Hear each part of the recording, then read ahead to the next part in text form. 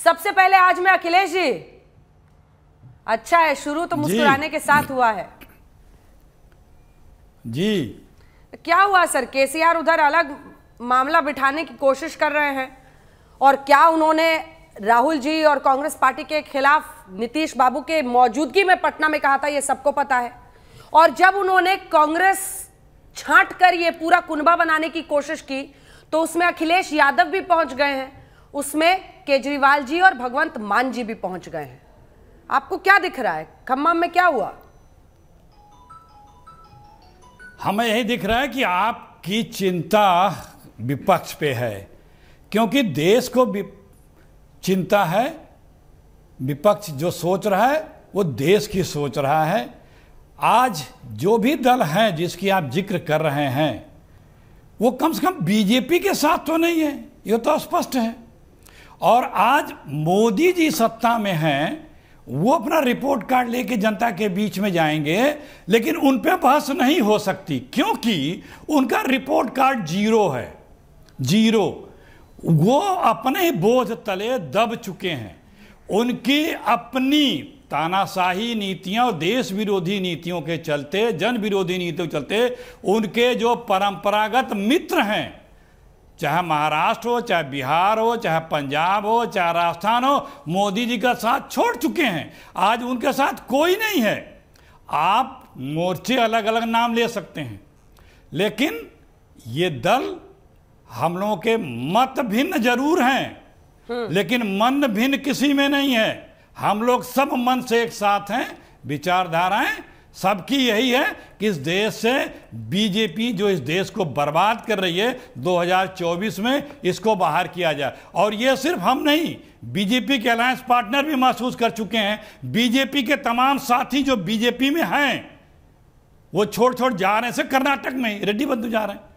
आप जिस प्रकार से चाहे राजस्थान लीजिए, चाहे छत्तीसगढ़ लीजिए, सबको ये एहसास हो चुका है कि बीजेपी इस देश के हितकारी नहीं है। ये डूबता जहाज है। सिर्फ बातों और मैनिपुलेशन और मैनेजमेंट और इवेंट से देश के लिए स्टूडियो में तो सुर्खियां बनाई जा सकती हैं, देश का भला नहीं किया जा सकता है। ये बच्चा हर कोई समझ गया।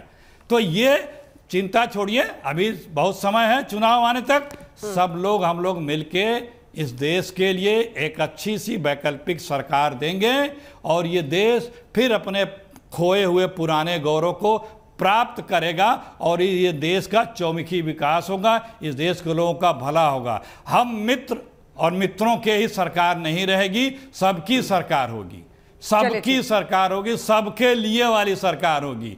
या हम दो, हमारे दो, बाकी सब रहने दो, वो वाली सरकार नहीं रहेगी। ठीक है, तो ये नलिन कोहली जी जवाब दीजिए। फ्रंट हो गया चाहे पड़ोसियों का राष्ट्र हो। मिस्टर सिंह, कोहली जी जवाब दीजिए। बहुत सारे प्रश्न उन्होंने आप पे खड़े किए। इसके बाद से मैं आपके पास फौरन आऊंगी, क्योंकि कृषांक माने जी जुड़ गए ना। ठीक है, मैं आ रही हूं। कोहली साहब, रिपोर्ट कार्ड तो आपको देना है 24 में। इसमें जी बिल्कुल देना है और देंगे भी। अखिलेश जी बहुत वरिष्ठ नेता है कांग्रेस के, और उन्होंने बहुत गंभीर बातें कही, और उनका मैं पहले शुरुआत में धन्यवाद प्रकट करना चाहूंगा, क्योंकि ये बातें, इस पे होनी चाहिए चर्चा और आपके दर्शकों को सुनना चाहिए। उन्होंने पहले कहा विचारधारा क्या है? मोदी विरोध, भाजपा विरोध। तो ये विचारधारा नहीं है, ये एजेंडा होता है। और विचारधारा होता तो ये स्पष्ट होता नेता कौन, एजेंडा क्या, हम करना क्या चाहते, सकारात्मक हमारी सोच जनता के लिए क्या है, हम क्या करना चाहते देश को और सुधारने के लिए। ऐसा होता है विचारधारा। ये क्या है? मोदी विरोध। अगर मोदी विरोध एक ग्लू है या गोंद है जिससे आप जोड़ सकते हैं सबको, तो ये विचारधारा नहीं, ये सत्ता का एजेंडा है, सत्ता पाने का एजेंडा है। ये सेवा भाव से नहीं, सत्ता भाव से प्रेरित है। दूसरी बात उन्होंने कहा कि जनता ये इवेंट करना, स्टूडियो में बैठना, ये जनता के ऊपर अविश्वास है, ये जनता को नकारने वाली बात है। क्योंकि चुनाव में जनता के प्रतिनिधि वोट का बटन दबाते हैं, भाजपा पे उंगली जाती है, कोई उंगली पकड़ के बेवकूफ बना के जनता को से उंगली नहीं दबवाते। हिमाचल में जीते तो हिमाचल में कांग्रेस पार्टी जीती तो मतलब जनता ने उनको वोट दिया, बेवकूफ तो नहीं बने। मतलब ये वोट प्रोसेस है, तो ये जनता का मजाक क्यों उड़ा रहे हैं?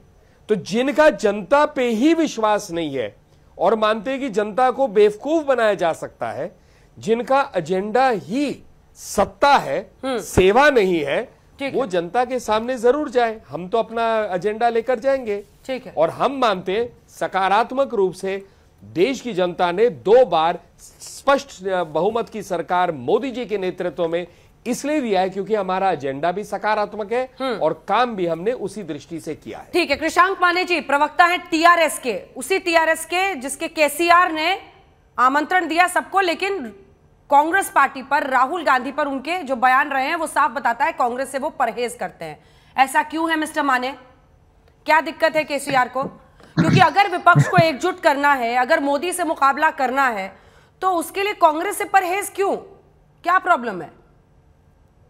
पहले तो अंजना जी, हम किस पक्ष है वो तो जनता निर्णय करेगी। हम समझते हैं हम जनता के पक्ष है, इसलिए अगर आप आज की रैली की भाषण देखेंगे, एक फॉर्मर मुख्यमंत्री और 4 राज्यों के मुख्यमंत्री जिन्होंने बात किया, उन्होंने मोदी जी का नाम नहीं लिया, राहुल गांधी जी का नाम नहीं लिया।